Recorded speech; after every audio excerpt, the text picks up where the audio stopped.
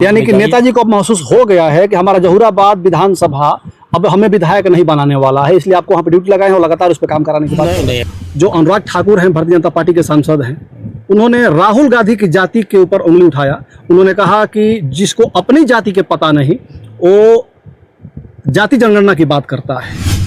अब उनके हाथों में पावर है, मंत्री भी हैं, सरकार में भी हैं, तो क्या लगता है कि भाजपा सरकार के साथ रह करके जाति जनगणना करा पाना संभव है? तो जिस प्रकार से एसटी समाज के लोगों का अभी जाति प्रमाण पत्र नहीं बन पा रहा है, जैसे आप गौड़ समाज के हैं, एसटी समाज से हैं, आपका नहीं बन पा रहा है, खरवार समाज का नहीं बन पा रहा है, अगर राजभर समाज भी अगर शामिल हो जाए कहीं एसटी समाज में और उसका भी जाति प्रमाण पत्र बनना बंद हो जाए तो। नमस्कार, मैं हूं कमलेश और आप देख रहे हैं आधुनिक भारत। साथियों, 2024 लोकसभा चुनाव के बाद आज पहली बार हमारी मुलाकात हुई है स्वदेव भारतीय समाज पार्टी के बड़े ही कद्दावर नेता, वरिष्ठ नेता राकेश कुमार गोंड, जो स्वदेव भारतीय समाज पार्टी के अनुसूचित जनजाति के प्रदेश अध्यक्ष हैं और बड़ा ही प्रभाव है इनका स्वदेव भारतीय समाज पार्टी में। ओम प्रकाश राजभर जी के बड़े करीबी नेता हैं और ऐसे में चुनाव के बाद आज पहली मुलाकात है राकेश जी से और हम सारी चर्चा करेंगे। जो 2024 लोकसभा चुनाव है उसकी चर्चा करेंगे और 2027 का जो रणनीति है धीरे धीरे बनने लगी है। और ऐसे में ओम प्रकाश राजभर जी ने राकेश कुमार गोंड जी को अपने विधानसभा, जहां पे लगातार दूसरी बार से विधायक है ओम प्रकाश राजभर जहूराबाद से, वहां पे इनकी ड्यूटी लगा चुके हैं। आज से लगभग 1 महीने से लगातार काम कर रहे हैं जहूराबाद में राकेश। जाना जाए कि 27 का माहौल क्या रहेगा, आप लगातार दौरा कर रहे हैं, इस पर भी चर्चा करेंगे। सबसे पहले हमारे इस चैनल में स्वागत है आपका। आपका भी बहुत बहुत आभार व्यक्त करता हूं कि आप मुझे अपने चैनल पर बैठाएं। राकेश भाई, हम ये जानना चाहेंगे, सबसे पहले तो हमारी चुनाव से पहले आपसे एक मुलाकात हुई थी, एक इंटरव्यू आपका हुआ था, बड़ा शानदार हुआ था, लोगों ने बड़ा पसंद भी किया था। 2024 जो लोकसभा का चुनाव हुआ, आप लोग काफ़ी मजबूती से चुनाव लड़े, घोसी सीट जहाँ अरविंद राजभर प्रत्याशी थे, लेकिन हार गए। हार का कारण क्या, आप लोग समीक्षा में क्या निकला कि हार का कारण क्या बना? सबसे पहले तो कमलेश जी आपको बता दे कि घोसी में हम लोग चुनाव बहुत दमदारी से लड़े, इसमें कोई दो राय नहीं थे। हमारे जो पार्टी के पदाधिकारी थे, कार्यकर्ता थे, वरिष्ठ नेता थे, सब लोग अपने अपने काम में मुस्तैदी से लगा था। लेकिन एक चीज हम लोग उस चीज को पकड़ नहीं पाए। अच्छा, चुनाव हारने का कारण जो आपने कहा ना कि चुनाव हार गए, इतने मुस्तैदी से लगने के बाद भी चुनाव हार गए। सच्चाई आपको बता दूं मैं, जो संविधान खतरे में है, हम लोग इस चीज को भाप नहीं पाए। अच्छा, अभी विपक्षी इस पर हावी हो गया। हम लोग सोचे कि बड़ा आसान हम लोग चुनाव जीत जाएंगे और इस पर हम लोग का जो भी केयर पार्टी के पदाधिकारी हो, चाहे बीजेपी के हमारे जो भी एनडीए के गठबंधन में हम लोग हैं, वो लोग भी इस चीज को ख्याल नहीं कर पाए कि हमारी जमीन जो है नीचे से सेन लग रही है। अच्छा, क्या सच में संविधान अगर 400 पार हो जाता, जो 400 पार का नारा दे रहे थे आप लोग एनडीए के लोग कि 400 पार हमें सीट चाहिए, 400 पार चाहिए, 400 पार चाहिए, और इस 400 पार कहीं ना कहीं देखा गया कि एनडीए के लिए बहुत ही घातक साबित हुआ, तो क्या सच में 400 पार अगर सीट मिल जाती तो आप लोग संविधान चेंज कर देते? देखिए, ऐसा कि संविधान को कोई चेंज नहीं कर पाएगा, सच्चाई बता रहा हूँ कमलेश जी आपको। लेकिन एक बात हम आपसे जरूर कहना चाहते हैं कि हम लोग को थोड़ा सा यहाँ मिस्टेक, 400 पार का नारा नहीं देना चाहिए था। हम लोग का नारा नहीं देना चाहिए था। इसलिए कि हमको कहना चाहिए क्या, इस बार तीसरी बार मोदी सरकार। हाँ, ये मिस्टेक हुआ। 400 पार का नारा देने के बाद उसी कारण से विपक्षी ने उसका एक इस्तेमाल कर लिया, घर तक पहुंचाया कि 400 पार का नारा ही दे रहे हैं संविधान बदलने की। ये चीज तो जाकर के पिछड़ा 80 वोट में जाकर के वो कन्वर्ट हो गया वो वोट। अच्छा, एक चीज और जो घोसी में चर्चा थी कि ओम प्रकाश राजभर जी बड़े बड़बोले नेता हैं, लगातार हर समाज के लोगों को कहीं ना कहीं गाली देते हैं, और फॉरवर्ड समाज के जो लोग हैं, जब समाजवादी पार्टी से ज्वाइन हुए थे 2022 में, तो जो फॉरवर्ड समाज के लोग हैं, जो समाज वर्ग के लोग हैं, जो भाजपा के लोग हैं, कहीं ना कहीं बहुत सारा गालियाँ दिए थे। क्या लगता है उसका असर पड़ा? नहीं, असर तो हमको देखने में नहीं पड़ा, लेकिन कुछ जगह थोड़ा बहुत था उसको, लेकिन हमने मैनेज किया हम लोग उसको। नहीं, हम इसलिए कह रहे हैं कि आप भाजपा के साथ गठबंधन में हैं, लेकिन देखा गया कि भाजपा का वोट बहुत कम चढ़ा आप पे। वो तो भाई अब उसमें लिए क्या, हम सब लोग प्रयास किए, एनडीए के हमारे जितने भी साथी थे सब लोग प्रयास किया। अच्छा, ही बताइए, मैं घोसी में कहा, मैं घोसी में हार गया, बलिया में क्या उनका हम लोग क्या मतलब है, वहाँ तो भाजपा ने कैंडिडेट दे दिया था ना। गाजीपुर की बात देख लीजिए आप, बताइए ना आप, जौनपुर देख लीजिए, हाँ आप बताइए ना। हाँ। हम घोसी में फिर चलो भाई, हमको इन लोगों ने हरवा दिया, हाँ लेकिन अब बलिया में कौन हरवाया? नहीं, हमारे जितने भी हाँ सुहेलदेव भारतीय समाज पार्टी के पदाधिकारी थे, मुस्तैदी से हर लोकसभा में लगे थे। हमने अपना वोट सुहेलदेव भारतीय समाज पार्टी का एनडीए में देने का काम किया। ये तो है, रिजल्ट है। अच्छा, आपके जो पार्टी का वोट है, जो आपके संगठन का वोट है, वो भाजपा को चढ़ा, हर जगह। लेकिन भाजपा का वोट आप पे नहीं चढ़ पाया? नहीं, ऐसा नहीं है, ऐसा नहीं है। चढ़ा वो एससी का वोट समाजवादी पार्टी में चला गया, इसलिए समाज पार्टी जीती। अच्छा, एससी का वोट जो है, जो बहुजन समाज पार्टी का जो वोट है, संविधान की खतरे में इसी आपको ये लगता है कि जो बहुजन समाज पार्टी का वोट है, वो संविधान को लेकर के समाजवादी पार्टी पे चढ़ गया? हाँ, इसलिए ये था, ये देखने को मिला। अच्छा, आप अनुसूचित जनजाति से आते हैं राकेश भाई, आप गौड़ समाज से आते हैं, और सदन चल रहा है वर्तमान में, विधानसभा भी और लोकसभा भी है जी। ऐसे में देखा गया कि लोकसभा में कल परसों जो अनुराग ठाकुर हैं, भारतीय जनता पार्टी के सांसद हैं, उन्होंने राहुल गांधी की जाति के ऊपर उंगली उठाया। उन्होंने कहा कि जिसको अपनी जाति के पता नहीं, वो जाति जनगणना की बात करता है। क्या कहेंगे इस पे? देखिए, इसे अनुराग ठाकुर जी जो कहे हैं, माननीय हमारे राजीव गांधी भी एक लीडर हैं, कि उनकी जाति पूछने से क्या मतलब निकलता है। उनको तो खुद पता ना हो चाहिए, इतना बड़े लीडर है तो उनको पता है ना कि राहुल गांधी किस जाति के हैं। वो सब लोग जानता है, इस पर टिप्पणी नहीं करनी चाहिए। तो जब सबको पता है तो फिर अनुराग ठाकुर को पता क्यों नहीं था? ये अनुराग ठाकुर भाई अब ना समझी में बोले होंगे कि जाति इनकी क्या है। हो सकता है कि उत्तेजना होता है लोगों अच्छा, तो को। आपको लगता है कि अनुराग ठाकुर गलत किए हैं? नहीं, गलत नहीं, जाति तो नहीं पूछना, ये कोई भी तो गलत है। राहुल गांधी भी एक लीडर है, ऐसा कुछ नहीं। ऐसे बड़े सदन में नहीं बोलना चाहिए। ठीक है राकेश भाई, जब से ओम प्रकाश राजभर जो आपके नेता हैं, जब से ओम प्रकाश राजभर राजनीति चालू किए, तब से हमें लगता है कि ये लगातार कहा करते हैं हमारे अंदर जब पावर आएगा तो हम जाति जनगणना करा कर मानेंगे। सही कह रहे हैं, गलत थोड़ी सही कह रहे हैं। अरे हम लोग ये ध्येय बनाए हैं कि हमारे राष्ट्रीय अध्यक्ष जी कब मुख्यमंत्री बने कि राकेश कुमार गौड़ जी उप मुख्यमंत्री बने। हम लोग इस विचार ना ठीक है, वो तो आप मुख्यमंत्री बनेंगे तो आप मुख्यमंत्री बनेंगे, उप मुख्यमंत्री बनेंगे कि गृह मंत्री बनेंगे, अलग चीज हो गया। लेकिन हम जो कह रहे हैं कि जो ओम प्रकाश राजभर लगातार कहा करते हैं कि अगर हमारे हाथ में पावर रहेगा, हमारी सरकार रहेगी, तो हम जाति जनगणना करा करके मानेंगे। वो तो ऐसी बात करते हैं। मेरी बात सुन लीजिए, जाति जनगणना कराऊंगा। अब उनके हाथों में पावर है, मंत्री भी हैं, सरकार में भी हैं, तो क्या लगता है कि भाजपा सरकार के साथ रह करके जाति जनगणना करा पाना संभव है? देखिए, हमारे नेताजी जो कहते हैं उसको करते हैं। वो परवाह भी नहीं करते हैं। जैसे कैबिनेट मंत्री हैं तो परवाह नहीं करते हैं। हम लोग समाज के लिए बने, समाज की आवाज़ सदन में लगाने का काम करते हैं। वो ज़रूर इस पर लड़ाई लड़ने का काम करेंगे, भले वो गठबंधन में है, सरकार में है, इस बात को बराबर रखेंगे जाति गणना का। अच्छा जी। अच्छा, अब तो राकेश भाई मंत्री भी हैं, और अभी तक तो चुनाव था, चुनाव से पहले उनको मंत्रालय मिल गया था, लेकिन चुनाव आने की वजह से वो कोई काम नहीं कर पा रहे थे, सब कुछ बाध्य था। अब तो चुनाव खत्म हो गया और अब उनके हाथ में पूरा पावर है, अब काम करने का मौका भी है। 2-2.5 साल बाद फिर 27 का चुनाव भी है। जो कहा करते थे कि हम अपनी राजभर समाज के लोगों को पिछड़ा समाज से लेकर के हम उसको एसटी में शामिल कराएंगे। वो तो काम चल रहा है। अरे वो तो काम चल रहा है। वो तो इसका जो है, हमको तो लगता है कि ये अपना राज्य सरकार से प्रस्ताव बना के केंद्र सरकार को भेजा गया है। ये तो क्लियर है, भेजा गया है। आपको पता? तो कब तक शामिल होने का संभव? देखिए, ऐसा है कि वहाँ पर अब साहब जो है कितना दिन बचा है, अभी चुनाव से हम लोग खा ही लिए हुए हैं, तो सदन चलने लगा, सदन में हमारी राष्ट्रीय, ठीक है, मान लेते हैं कि अगर राजभर समाज अगर एसटी समाज में शामिल भी हो गया, तो जिस प्रकार से एसटी समाज के लोगों का अभी जाति प्रमाण पत्र नहीं बन पा रहा है, जैसे आप गौड़ समाज के हैं, एसटी समाज से हैं, आपका नहीं बन पा रहा है, खरवार समाज का नहीं बन पा रहा है, अगर राजभर समाज भी अगर शामिल हो जाए कहीं एसटी समाज में और उसका भी जाति प्रमाण पत्र बनना बंद हो जाए तो? नहीं, बंद नहीं होगा। काहे बंद होगा? जब शासनादेश है, बंद नहीं होता है। तो फिर आप जो गौड़ समाज का, खरवार समाज का जो जाति प्रमाण पत्र नहीं बन पा रहा है, ये कैसे बनेगा, कब तक बनेगा? नहीं, देखिए ऐसा तो काशमाबाद में देखिए, आज हम बता रहे हैं, आज मैं एसडीएम और तहसीलदार को दोनों के साथ में मैं बैठक किया है, दोनों लोग को साथ में, हमारे समाज के लोग थे, खरवार के समाज के लोग थे, और यहाँ काशमाबाद में सर्टिफिकेट बन रहा है।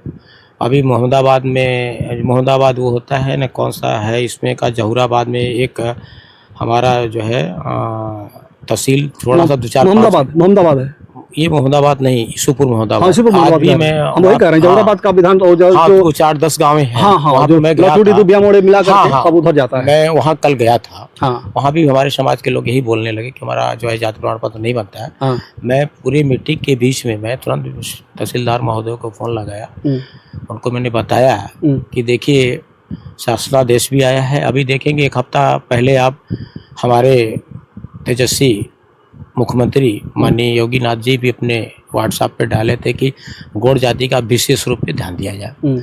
हम लोग अब उसको विशेष रूप से ध्यान दे करके अपने जाति प्रमाण पत्र बनवाने गौड़ खरवार की बात, और कहीं दिक्कत नहीं आएगी। जहाँ जहाँ मैं पहुँच रहा हूँ और तहसीलदार को बात मनवा करके अपनी सर्टिफिकेट। राकेश भाई, पिछली बार भी जब हमसे बात हुई थी आपकी, तो हम यही पूछे थे कि जो आपसे जुड़ा है तो उसका तो आप फोन करके बनवा सकते हैं, लेकिन जो व्यक्ति चाहे कि हम स्वयं जा करके बनवा लें उसका तो नहीं बन पा रहा है। बहुत सारे बच्चे ऐसे पढ़ लिख करके बेरोजगार घूम रहे हैं सिर्फ जाति प्रमाण पत्र न होने के कारण। बात आपकी सही है कमलेश जी, लेकिन अब वो चीज़ एक चीज़ में ख्याल करा, जैसे मैं बनारस में हूँ, यहाँ का बच्चा फ़ोन करता है, उसको मैं बोलता हूँ जाओ तहसीलदार से मैं बात करता हूँ। हम वही कह रहे हैं साहब कि आपको फोन करने के बाद ही बनेगा, ऐसा क्यों? ये सरकार अब तो आपकी सरकार है, कहा जाता है इंडिया की सरकार है, आपकी सरकार है उत्तर प्रदेश में भी और देश में भी, और आपके नेता जो है प्रकाश राजभर, उनके आपस अच्छा पावर है।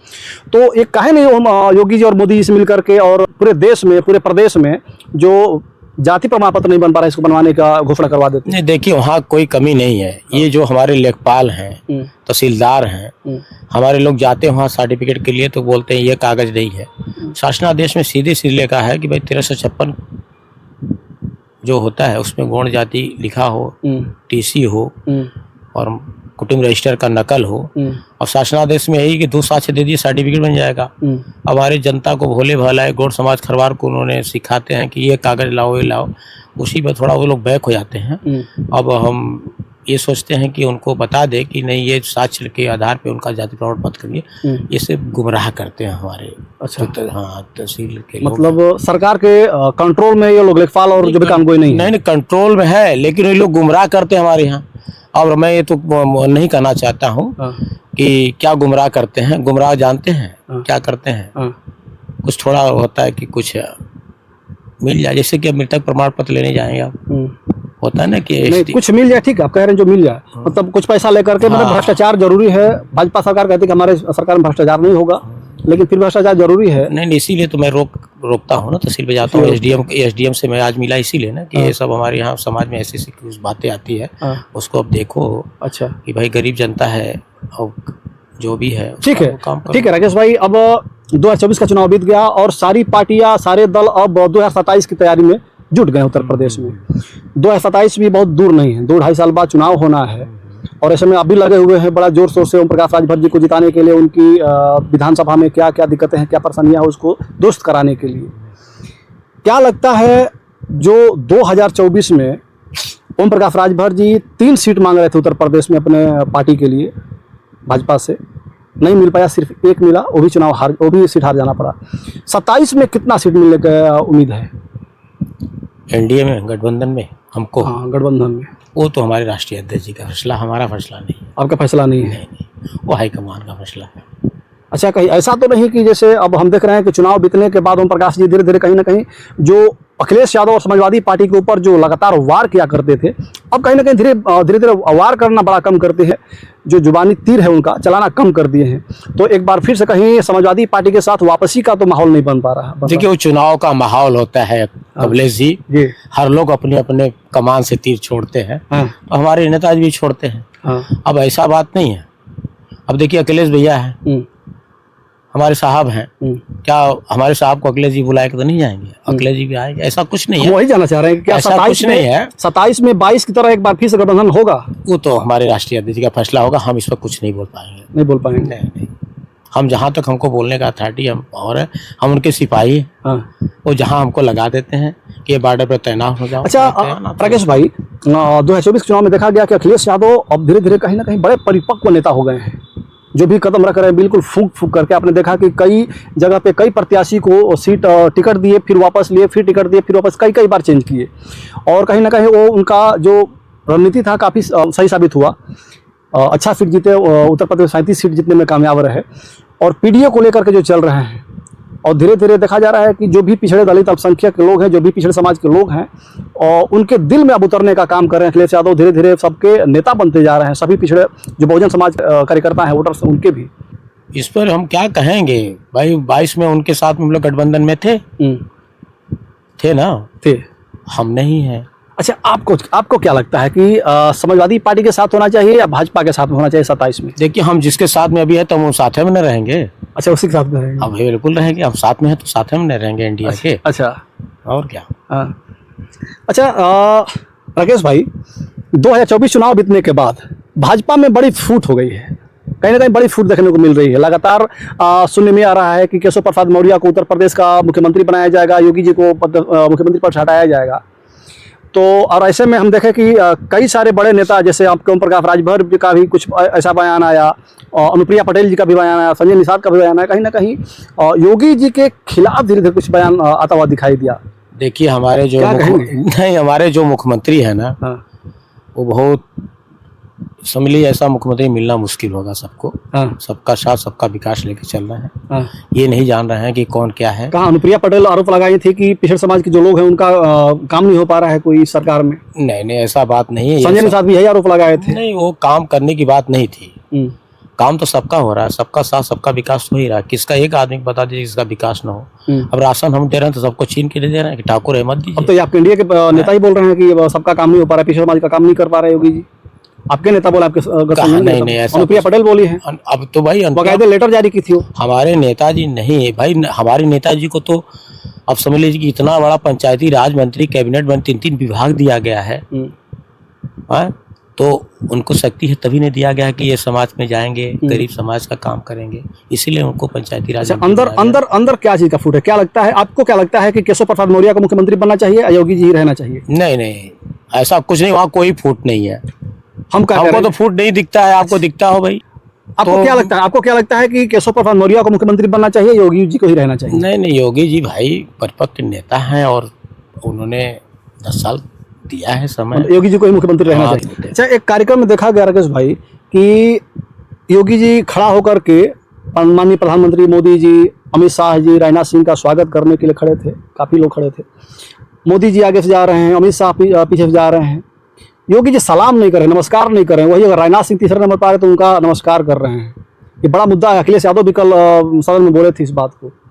नहीं, ऐसा बात नहीं है। हाथ उठा था, क्या है ना, हम भी देखे थे, जा रहे थे नरेंद्र मोदी साहब, 2 लोगों के पास होने के बाद हम देखे, ऐसा कुछ नहीं है। आप शायद नहीं दिखाई दिया होगा, अगर वीडियो तो देख लीजिए। तो हमको नहीं दिखाई दिया होगा। अरे भाई, आप तब जो बोल रहे हैं तो वही अखिलेश यादव भी बोले हैं सदन में। अरे बोले, लड़ाई चल रही है कि भाई ऐसा कुछ नहीं है। हमारे एनडीए में सब कुछ सही है, कोई दिक्कत नहीं है, कहीं से कोई दिक्कत नहीं है, कहीं कोई दिक्कत नहीं, कहीं दिक्कत नहीं है। अच्छा, अब राकेश भाई हम आएंगे आज के डेट में जो आपका वर्क, जो आपको ड्यूटी मिली है जहूराबाद में, 7 साल से 8 साल से जहूराबाद में ओम प्रकाश राजभर जी विधायक हैं और लगातार सरकार में भी हैं। क्या लगता है जहूराबाद में कितना विकास कर पाए हैं या फिर जमीन पे अपना विकास नहीं उतार पाए ओम प्रकाश राजभर जी? क्या देखिए, मैं जहूराबाद में लगा हूँ, माननीय राष्ट्रीय अध्यक्ष हमारे हमको लगाए हैं। जहूराबाद में स्पेशल रूप से मैं चल रहा भी हूँ और हर गांव में जा रहा हूँ और समस्या जो गांव में जाते हैं सब बैठ करके पंचायत चौपाल लगा करके सारी समस्या को सुनता हूँ और हमारे लायक जो भी रहता है ऑन द स्पॉट मैं तुरंत उस पर कार्रवाई भी करता हूँ और उनकी बात को हल भी हो जाता है। कार्रवाई करते हैं। देखिए, हम थोड़ा सा अगर खुल करके बात करें तो राकेश भाई 7 साल से ओम प्रकाश जी वहाँ पे विधायक हैं और अभी तक पूरा जहूराबाद विधानसभा आप घूम लीजिएगा, घूम भी रहे हैं, आपको दिखता होगा। हमें लग रहा था कि 5 से 7 से अधिक ओम प्रकाश राजभर के नाम का शिलापट नहीं होगा। जो भी शिलापट दिखेगा आपको सादा फातिमा का अधिक से अधिक शिलापट दिखेगा। विकास अगर कहा जाए तो ओम प्रकाश राजभर के विधानसभा में इनके रहते हुए कोई विकास नहीं हो पाया है। नहीं, ऐसा कुछ नहीं है। और आप शिलापट की बात करते हैं तो हम आपको अभी कितना समय है, 27 में चुनाव होना ना, इसीलिए मैं लगाया गया हूँ, हर ग्राम सभा में जा रहा हूँ, चाहे कोई जाति हो उनके बीच में जा रहा हूँ और वहाँ पर जो भी कमियां उसको नोट भी कर रहा हूँ और साहब को अवगत भी करा रहा हूँ कि यहाँ पे ये दिक्कत है, इसको ये जरूरत है, नाली खड़ंजा। मतलब जो काम 7 साल में नहीं हो पाया वो 27 महीने में हो जाएगा। अरे भाई, हम अब भाई जैसे देखिए कुछ तो ऐसा काम करने का, जैसे कि अब हमारे नेताजी को कोई संदेश देगा कि ये गांव में ये चीज़ नहीं है इसीलिए नेताजी हमको लगाए हैं। यानी कि नेताजी को अब महसूस हो गया है कि हमारा जहूराबाद विधानसभा अब हमें विधायक नहीं बनाने वाला है, इसलिए आपको वहाँ पे ड्यूटी लगाए हैं और लगातार उस पर काम कराने की बात कर रहे हैं। नहीं, इस बार नहीं। अगले बार जितना हम लोग 50,000 से चुनाव जीते थे, इस बार हम लोग उससे ज्यादा जीतेंगे, ऐसा कुछ नहीं। हाँ, हम लोग लगे हैं, वहाँ कार्रवाई चल रही है, सब काम कर रहे हैं, हर लोग का जो भी है समस्या का समाधान हो रहा है। मैं अभी आज तो देखिए मैं एसडीएम और तहसीलदार काशमाबाद से मिला हूँ, समस्या जितनी भी है उसको निदान करने के लिए। अभी ब्लॉक प्रमुख मनोज गुप्ता जी हैं काशमाबाद, उनसे मिला, वीडियो से मिला। अभी मैं महेशपुर गांव में गया था, वहाँ गया तो मैं वहाँ पे गौड़ समाज और पासवान समाज और खरवार समाज है और यादव भी समाज, 2 घर है, ऐसे कुछ है लोग। मैं गया वहीं पे, जब गया तो मैं देखा वास्तव में भाई बरसात का मौसम है, नाली सफाई नहीं है। मैं तुरंत मैं वीडियो को फ़ोन किया, मैं वहीं बैठा था तो 10-15 सफाई कर्मी आ गए, लगे साफ करने। वहाँ पे दवा का छिड़काव मैंने कराया। जब हमने कहा कि हम संतुष्ट होना चाहिए भाई, अब लापरवाही हम काम से करने नहीं देंगे आप लोग को, अगर हैं तो काम करिए, ड्यूटी आप करिए, अन्यथा वो जॉब नहीं चलेगा। हम लोग उस चीज़ को देखेगा जमीनी स्तर पे विकास का। मतलब घूमने के बाद ये लग रहा है कि 7 साल में कोई काम नहीं हो पाया। देखिए ऐसा है ना कमलेश जी, आपको बता दें कि हमारे कैबिनेट मंत्री जो कुछ भी, जैसे हम मान लीजिए मुख्यमंत्री की बात करते हैं, जब हमारे मुख्यमंत्री के कोई चीज अगर जाएगा तभी न उसका निराकरण होगा। तो गांव से जब संदेश जाता है, हम जिसे हम नेता है, अब घूम रहे हैं जहूराबाद में, तो मुझे पता चल रहा है कि कहाँ क्या कमियां हैं। अब इस तरह से हम लोग घूम करके माननीय राष्ट्रीय अध्यक्ष जी को बता रहे हैं कि साहब यहाँ एक कमियां है, नाली की है, ये एक चीज हो जाता तो यहाँ के लोग बिल्कुल ठीक ठाक से अपना जीवन निर्वाह करें। जहूराबाद में आप घूम रहे हैं, लगातार महीनों से घूम रहे हैं और आपको 2-2.5 साल वहीं पर घूमना है, तो क्या लगता है कि जहूराबाद में क्या क्या चीज़ की बहुत जरूरी है, क्या क्या वहाँ करवा? देखिए अभी फिलहाल हमको जहूराबाद में साहब लगाए हैं कि राकेश जाओ वहाँ देखो क्षेत्र में, सारे गरीब गुरुआ का जो भी है समस्या का हमको अवगत कराओ, जो भी समस्या हो अपने से सॉल्व कर दो। मैं इसीलिए लगा हूँ, मैं हम जहूराबाद में घूम रहे हैं और तलाश रहे हैं कि हम लोग से क्या कमियां रहे, इसको दूर कर देते हैं, विकास करते हैं। तो कुछ जनता का बात आया है, जैसे काशमाबाद हमारा तहसील है, उसको थोड़ा विकास देना, गति देना, ये बात छन की आई है। और एक बात और, जो 6 लेन है ना, जो मर्दा में उतरते हैं, ये लोगों का कहना है कि अगर माननीय हमारे राष्ट्रीय अध्यक्ष जी का से आप कहिए मंत्री जी से कि ये चीज़ हमारे जो है ये जहूराबाद क्षेत्र में उतरना है, तो मैं अपने राष्ट्रीय अध्यक्ष से ये बात को रखूंगा कि सर ये भी क्षेत्र की जनता की मांग है।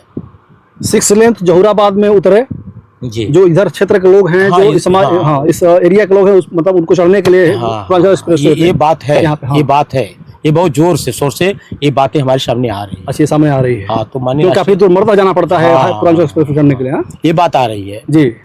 अगर ये बात हमारे माननीय राष्ट्रीय अध्यक्ष जी बात को कर देते हैं तो एक ऐतिहासिक चीज हो जाती है। तो क्या लगता है, संभव है? संभव है, बिल्कुल है, संभव है, हाँ बिल्कुल है, करेंगे। अच्छा। प्रयास करेंगे हम लोग, माननीय हम अपने राष्ट्रीय अध्यक्ष से कहेंगे कि प्रयास करके इसको आप करवाइए सर। और ये काशमाबाद का जो तहसील है, एक इसका भी जो है विकास होना चाहिए, सुंदरीकरण करवाएंगे तहसील का। कुछ लगे ये काशमाबाद का है, ये जहूराबाद का काशमाबाद का तहसील है, ये हम इस पर माननीय राष्ट्रीय अध्यक्ष से बात करेंगे। ठीक। राकेश भाई, चुनाव धीरे धीरे 27 का चल रहा है, धीरे धीरे माहौल बन रहा है, और आप ओम प्रकाश राजभर जी के बड़े ही प्रिय नेता हैं, बड़े ही करीबी नेता हैं, अनुसूचित जनजाति के बड़े नेता हैं आप सुहेलदेव भारतीय समाज पार्टी में, आप जैसा कोई नेता नहीं है। तो क्या आप ओम प्रकाश राजभर के विधानसभा में घूम करके सिर्फ ओम प्रकाश राजभर को ही जिताने का काम करेंगे, या फिर आपको भी टिकट मिलने वाला है, अभी चुनाव लड़ने की तैयारी में? देखिए ऐसा है कि वो तो हमारे राष्ट्रीय अध्यक्ष जी के अध्ययन है, कुछ भी है, वो हमको एक सिपाही की तरह हम करते हैं काम। अब उनका छत्र छाया होगा, जो भी हमको डिप्टी देंगे उसका हम निर्वाह करेंगे, ऐसा कुछ नहीं है। हमको ये थोड़ी है कि विधायक बनना है, हम संगठन को मजबूत करने पर लगे हैं। संगठन हमारा मजबूत हो जाएगा तब न विधायक बनेगा लोग।